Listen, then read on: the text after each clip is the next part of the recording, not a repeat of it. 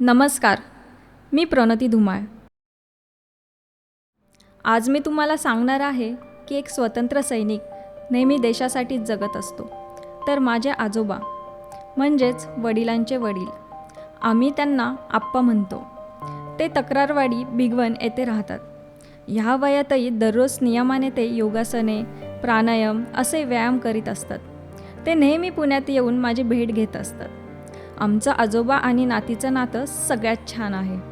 मी त्यांच्याबरोबर नेहमी मोकळ्या मनाने गप्पा मारत असते. एकदा त्यांचे जुने मित्र बऱ्याच दिवसांनी घरी आले. बाप्पा, कशी तब्येत तुमची? हो, तुमच्यापेक्षा चांगली. वा वा वा, छान छान. सध्या बाकी काही त्रास वगैरे काही नाही? काय नाही, त्रास झाला तर त्याचा पर्याय शोधायचा. अरे, तुमचं वय किती आप्पा? 90 वर्ष. 90 वर्ष. एवढं वय झालं तरी तुम्ही म्हातारं वाटत नाही अजून. याचं कारण म्हणजे काय, मी नेहमी सकारात्मक राहतो, अच्छा अच्छा. आनंदात राहतो, कोणाला दाद देत नाही. मी सगळ्याला सुखी व्हावे अशी माझी इच्छा असते. त्यामुळे मी समाधान. समाधान आहे.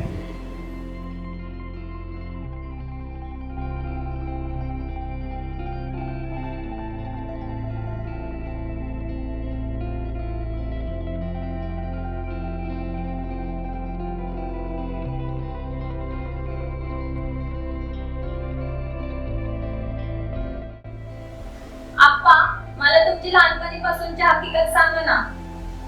त्यात लिहिली ती सगळी. तुमचा लहानपणाचा एक तुम्हाला आवडलेला किस्सा सांगा. तुम्ही जे दुकानात काम करायचं ना, रेशन दुकानात. रेस्टिंग दुकान, हा रेस्टिंग कापड दुकान. पूर्वी कापड मिळत होती. हा 1948 साली. हा. आणि अर्ध्या तुमचं वय काय होतं त्यावेळेस? परत 15 वर्ष झाली. तुम्हाला कसं काय जमत होतं मग? नाही म्हणजे काय, मी थोडं राष्ट्रसेवेत काम करत होतो. हा. त्यामुळं प्रत्येक समान मला ते ग्रामपंचायतीची नाचक सोनिया. बोलवायची. अगं, मी 15 वर्षाचा असताना सहकारी सोसायटीच्या सरकार मान्य कापड दुकानात त्यावेळेसचे सरपंच नाथासाहेब काठे यांनी मला मुख्य सेल्समन म्हणून नोकरीला लावलं. का माहिती आहे, त्यामागील वैशिष्ट्य म्हणजे मी गावातील सभा समारंभ, प्रचार सभा यामध्ये राष्ट्रसेवा दल गीतं खड्या आवाजात म्हणत असायचा. त्यावेळी मला बोलावून घेतलं जायचं. खरं सांगू सोनिया तुला, अगं मी गोरा पण नाही आणि रूपवान पण नाही, पण माझा हुरूप आणि काम करण्याची तत्परता पाहता या हुशार मंडळींनी मला कामावर ठेवलं. तो काळ फार तर 1949चा होता. त्या काळी कापड मिळत नव्हतं. खेड्यातील सर्व लोक सुती गावठी कापड वापरणारे होते. तर या सरकार मान्य दुकानात मी बिल तयार करून कॅश घेण्याचं काम करायचो. अशी साधारण 3 वर्ष झाली असतील. आणि नेमकी त्याच दरम्यान मी वृत्तपत्राची एजन्सी सुद्धा घेतली होती. वृत्तपत्र म्हणजे आपले पेपरची एजन्सी घेतली होती. त्यावेळी सकाळ, लोकमत ही दैनिक पत्रके व किर्लोस्कर, स्त्री मनोहर ही मासिके, तसेच आचार्य आत्रे यांचे नवयुग साप्ताहिक हे मी मुंबईला जाऊन सुरू केलं होतं. त्यानंतर 1951 ते 52 सालात फार मोठा दुष्काळ पडला. त्या काळी केवळ पावसाळी पिके ज्वारी, करडई अशी जिरायती शेती होती लोकांकडे. अन्नधान्याची कमतरता असल्यानं सरकारने शासनमान्य रेशन दुकानं काढली आणि त्या दुकानावर माझी नेमणूक झाली.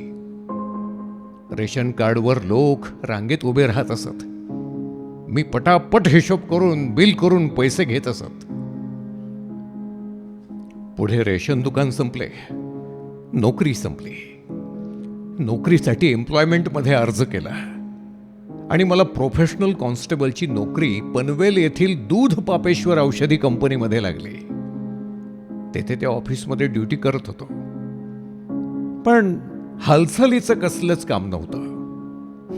मग काय, मला या कामाचा कंटाळा आला आणि 2 महिन्याने नोकरीचा राजीनामा देऊन टाकला. संपलं, एम्प्लॉय भेटला नाही. अर्ज केला, कुठे? एम्प्लॉयमेंट हा. मला म्हणते प्रोव्हिजन एक्सचेंज कॉन्स्टेबलची मला नियुक्ती झाली एकदम पनवेलला. दूध पामिशन कंपनी ना, आयुर्वेदिक औषधाची हा. मोठी कंपनी. तिथे अल्कोचा विभाग होता. त्या अल्कोच्या विभागामध्ये आमचं ऑफिस होतं. इन्स्पेक्टर साहेब, मी आणि दुसरा असं. तिथं काहीच काम नसायचं, नुसतं बसायचं तिकडे तिकडे. मला कंटाळा आला. 2 वर्ष केले. म्हणजे अर्ज लिहिला म्हणजे ज्या नोकरीत बुद्धीचा विकास नाही आणि कर्तृत्वाला वाढ नाही त्यापेक्षा नोकरी नसली तरी चालत. ते काय, ज्या नोकरीत बुद्धीचा विकास नाही, कर्तृत्वाला वाव नाही, अशा नोकरीपेक्षा बेकारी परवडली.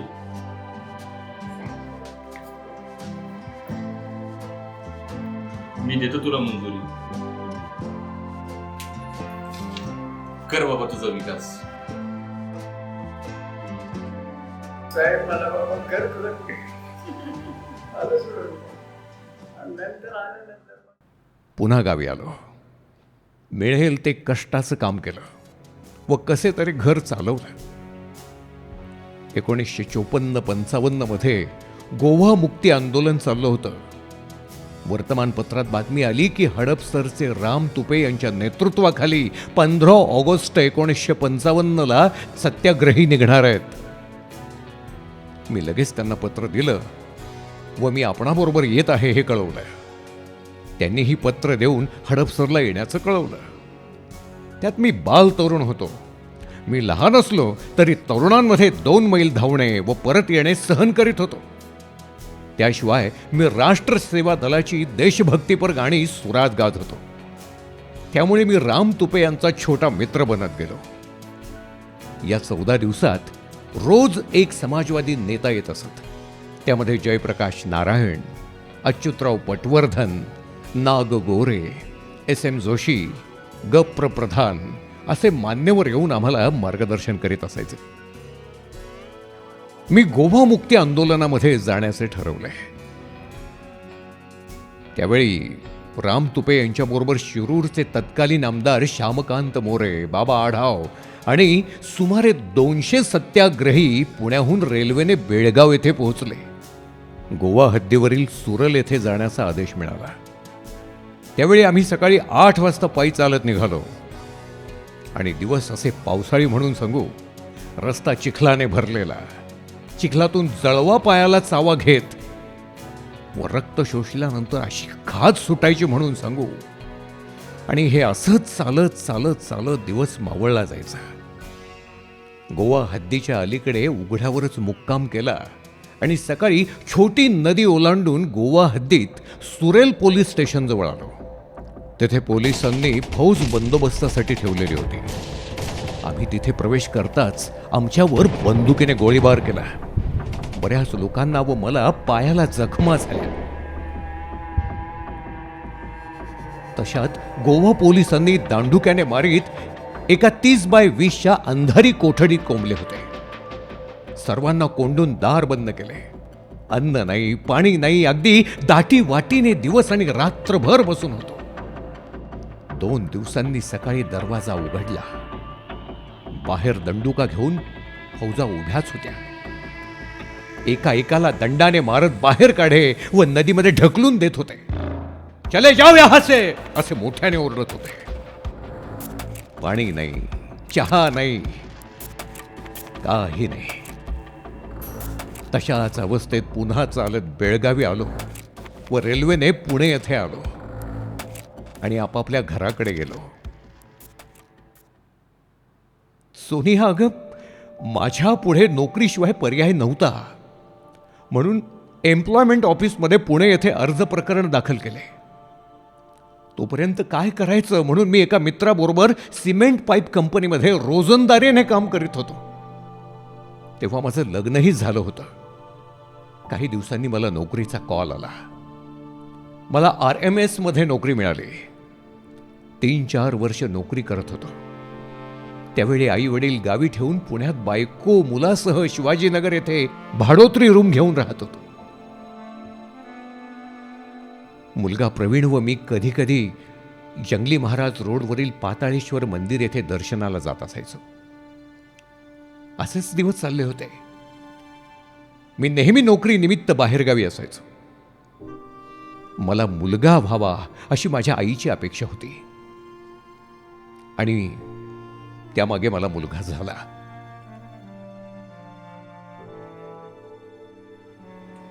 अरे चप्पल नेली.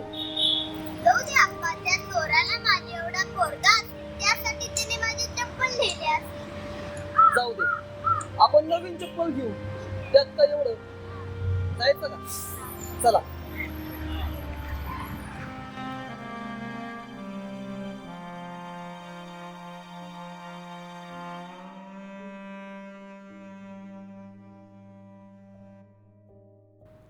आईसाठी ती आजारी असताना वरिष्ठांकडे मी एकदा रजा मागितली, परंतु माझं दुर्दैव मला रजा मिळाली नाही. मग मी तसाच बिन रजेचा आईच्या सेवेसाठी गावी येऊन राहिलो. पण माझ्या आईचं निधन झालं होतं. आता पुण्यात नोकरीसाठी जायचं नाही असं ठरवून पाणी देण्याचं अंग मेहनतीचं काम करून वडिलांची सेवा करीत होतो. काही दिवस काम करीत असताना शासकीय पत्र आलं. त्यामध्ये असं होतं की ज्यांना आर्मीमध्ये जायचं असेल त्यांनी आपलं नाव दाखल करावं. मी आर्मीमध्ये जाण्यास तयार होतो, म्हणून मी माझं नाव दाखलही केलं. बायको मुलांना वडिलांसोबत गावीच ठेवलं आणि मी आर्मीमध्ये जाण्यास निघालो. माझा वृद्ध पिता, माझा बाप, माझी बायको केविलवाणेपणे पाहत होते ग माझ्या चेहऱ्याकडं. प्रवीण नुसताच हसत माझ्याकडे पाहत होता. किती वय होता त्याचं? तो 7 वर्षाचा होता. आप्पा कुठे चाललेत हे त्याला कळत नसावं. मी आर्मी ट्रेनिंगसाठी नागपूर कामठी येथे जाऊन 9 महिने ट्रेनिंग पूर्ण केलं आणि माझी पोस्टिंग थेट लेह लडाखमध्ये झाली. रेल्वेने पठाणकोट व तेथून विमानाने लेह लडाखमध्ये ऑफिसमध्ये पोहोचलो. तिथे भयंकर थंडी, ऑक्सिजन कमी, सांडपाणी गोठून बर्फ तयार होत असत. आम्हाला सर्व उलनचे कपडे असले तरी थंडी खूप वाटत होती. 15-20 दिवसांनी आंघोळ करावी लागत. अशा परिस्थितीत मी तिथे 2 वर्ष नोकरी केली. त्यानंतर माझी बदली उधमपूर आर्मी हेडक्वार्टर येथे झाली. मी दरवर्षी 2 महिने रजेवर येत असे. या काळात गावाच्या बाहेर ओढ्याच्या पलीकडे आमची एक विहीर होती. तिथे मी आणि प्रवीण कधी कधी आंघोळीला जात होतो. मी प्रवीणला पोहायला शिकवत होतो. एकदा मला पुण्याला जाण्यासाठी काम निघालं, म्हणून मी कपडे घालत असताना प्रवीण शाळेतून घरी आला आणि म्हणाला, अप्पा, काय रे? मला पोहायला शिकवायला चला ना. जा एकटाच, म्हणजे एकटाच शिकशील. ठीक जा. आहे, जातो. आप्पा हा, जा पण. आप्पा म्हणाले तू एकटा जा, म्हणजे तू पोहायला शिकशील. असे समजून तो एकटा गेला. मी कपडे घालून पिशवी घेऊन निघालो. विहिरीच्या बाजूने एका फलंदाज रस्त्याने जात होतो. तेवढ्यात विहिरीतून शेतकऱ्याने मला हाक मारली. मी तेथे गेलो.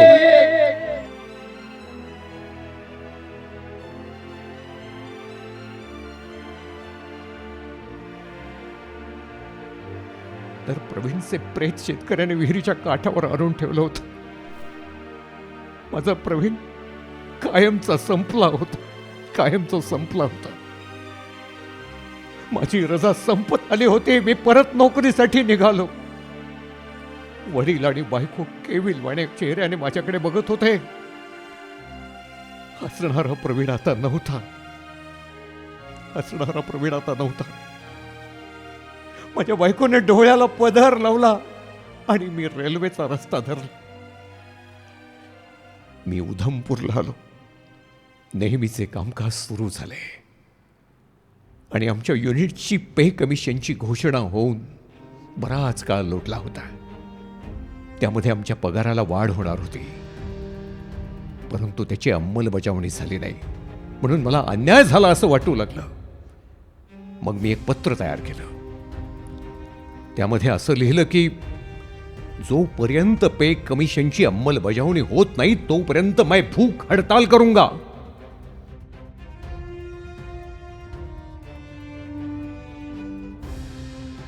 मैं आज काम पे नहीं जाऊंगा, मैं भूख हड़ताल करूंगा. एक प्रत दिल्ली हेडक्वार्टर व दुसरी प्रत कोर कमांड ऑफिसला लिहून बाहेरच्या पोस्टात टाकले. त्यानंतर मला कोर कमांडरच्या ऑफिसमध्ये हजर राहण्यास सांगितले. अरे क्या करते हो तुम? देखो साहब, आप लोग मुझे जेल में डालो, कोठरी में डालो, मैं मरने को तैयार हूं. लेकिन आप लोगों ने हमारा आर्मी का रोटी खाया है.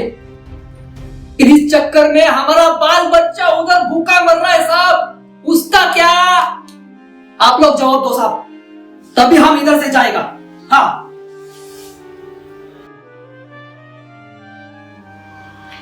ठीक है, लेके जाओ इसको, देख लेंगे हम. तेथील अधिकारी मराठी होते. त्यांनी मला मराठीत विचारले. काय रे, कुठला राहणार तू? साहेब मी पुण्याचा.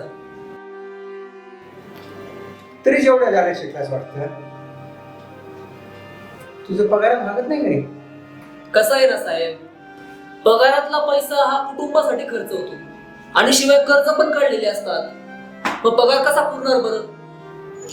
अरे पगार पुरत नाही मग कर्ज काढता कशाला?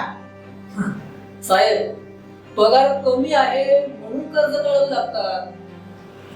अरे वा, हुशार दिसतोयस की.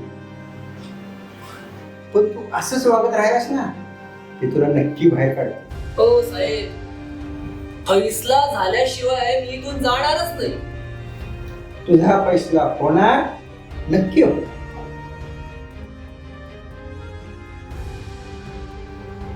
नंतर 13 मार्चला फैसला झाल्याचे पत्र आले व आमच्या मागण्या मान्य केल्या. याचा आमच्या युनिटच्या लोकांना चांगला फायदा झाला. काही दिवस आनंदात गेले. पण मला आर्मीमधून डिस्चार्ज केल्याचे पत्र आले. त्यानंतर मी गावी आलो. बायको 3ऱ्या बाळंतपणासाठी माहेरी गेली व त्यातच ती आजारी पडली.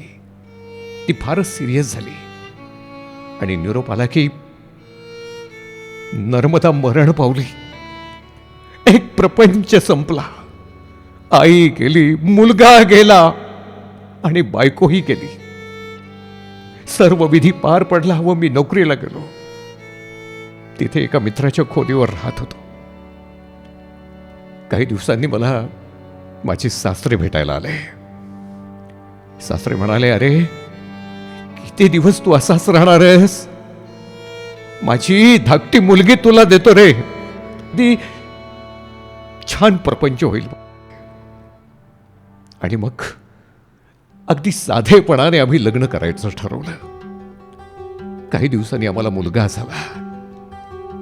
प्रवीण गेला आणि कुमार आला. त्यानंतर मी गावोगावी रेशन दुकानात चांगले काम केल्याने मला सचिव पदासाठी बोलवलं. सुरुवातीला तालुक्यातील अनुभवी सचिवांकडून सर्व माहिती घेतली व त्याप्रमाणे मी मासिक सभा, दप्तरी कामकाज, पत्रव्यवहार यामध्ये तरबेज झालो. 1969 ते 1977 मध्ये जिरायती शेती बागायत झाली आणि 1978 मध्ये उजनी धरणातील संस्थेचे मालमत्ता व शेतकऱ्यांच्या काही जमिनी संपादित केल्या गेल्या. त्याच दरम्यान शेजारच्या खानोटे गावात सहकारी पाण्याचा पुरवठा संस्थेचे सचिव म्हणून चांगली सुधारणा केली. नंतर 1981 साली 3 गावचे प्रमुख एकत्र येऊन उजनीच्या बॅक वॉटरच्या 4 संस्था स्थापन केल्या. मुलगा शिकून मोठा झाला व 1990 साली ॲम्युनिशन फॅक्टरी खडकी येथे कामाला लागला. 1992 साली त्याचं लग्न झालं.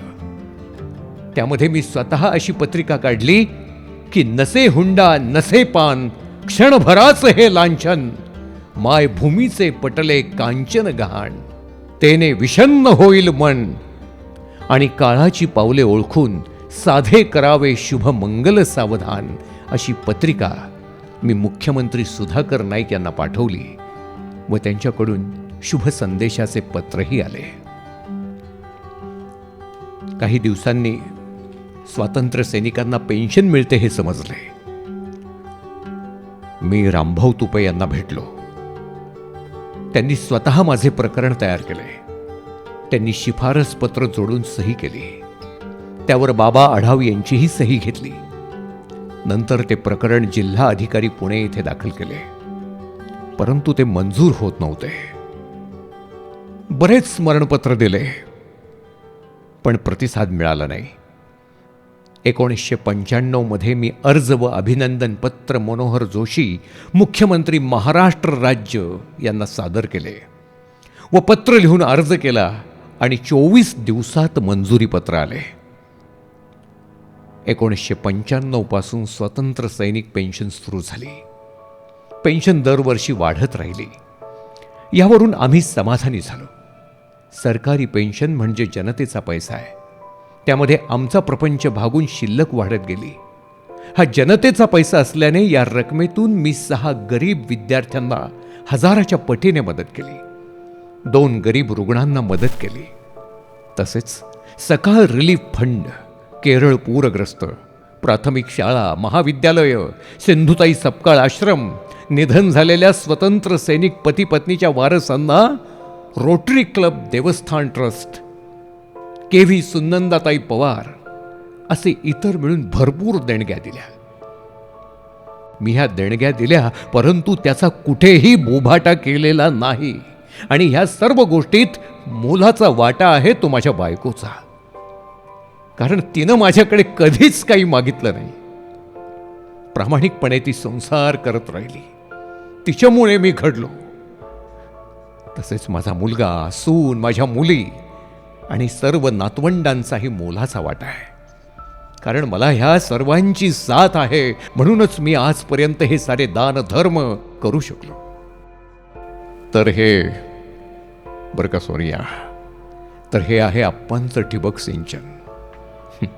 सोनिया, या ठिबक सिंचनाने पिके चांगले येतात, पण त्यालाही काही मर्यादा आहेत. कालांतराने ते परिपक्व होते व त्यापासून अन्न तयार होते. तेच अन्न त्यांच्या नातवंडांचं, त्यांच्या पोरांचं पोषण करेल. मी रोज 1 ते 10 वर्षाच्या मुलांना ऑरेंज गोळ्या वाटत असतो. मुलं हसतात, मला बरं वाटतं.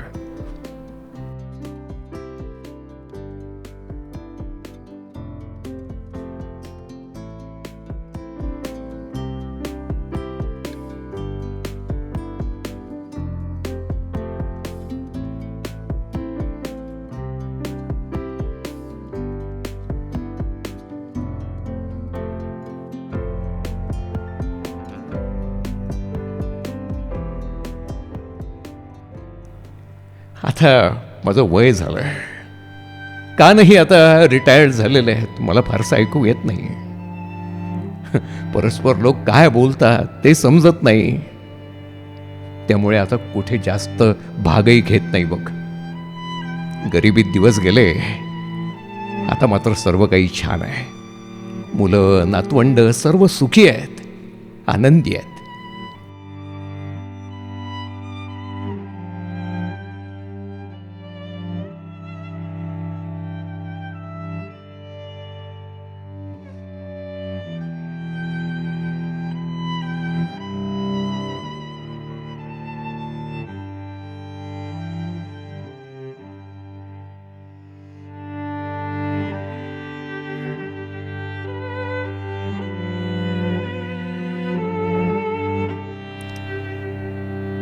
आता म्हातारपणात आर्थिक सुबत्ता वाटते आणि आयुष्यही समाधानी वाटतं. बस काही नको, आता काही नको.